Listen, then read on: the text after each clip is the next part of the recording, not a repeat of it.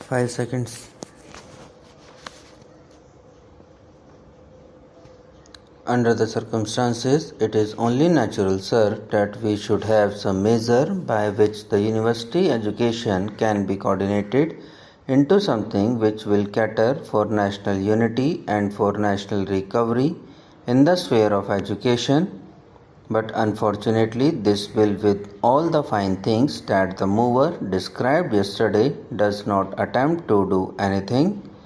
For instance, it has gone far beyond the terms of reference, if I may say so, of the University Education Commission with regard to the constitution of a University Grants Commission.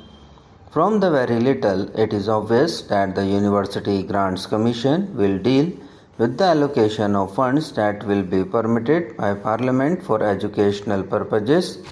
That is how it is done in other countries. In England, for instance, the British Parliament makes a grant and the University Commission distributes it among the 19 universities. Here, this is not a compulsory measure, this is not a obligatory measure.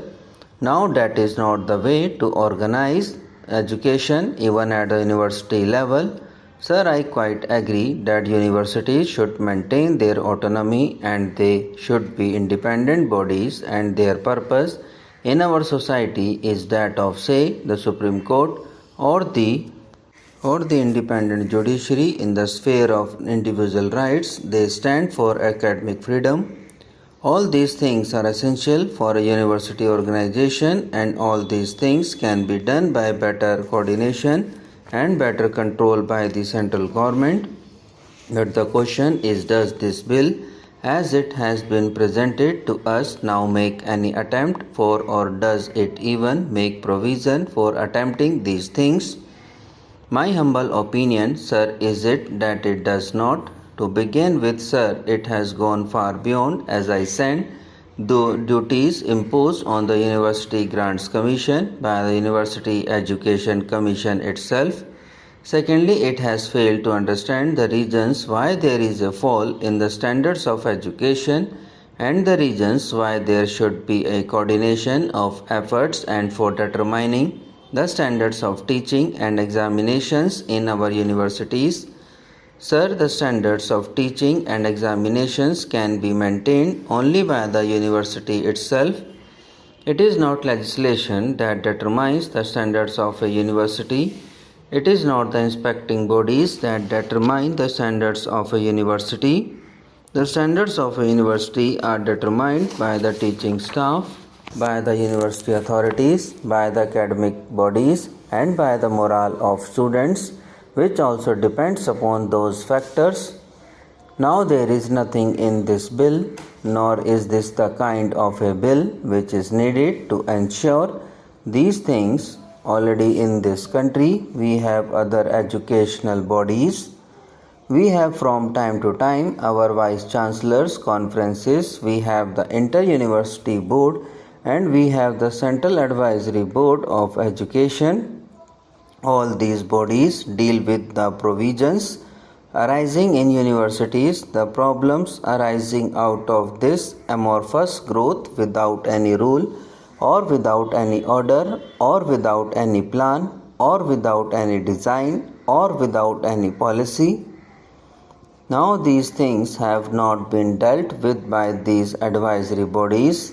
Therefore, if the government thinks that a statutory body should be created, then I should say that this is not the kind of bill that should be produced. Secondly, sir, what is the means of control that the organization will have when it is constituted?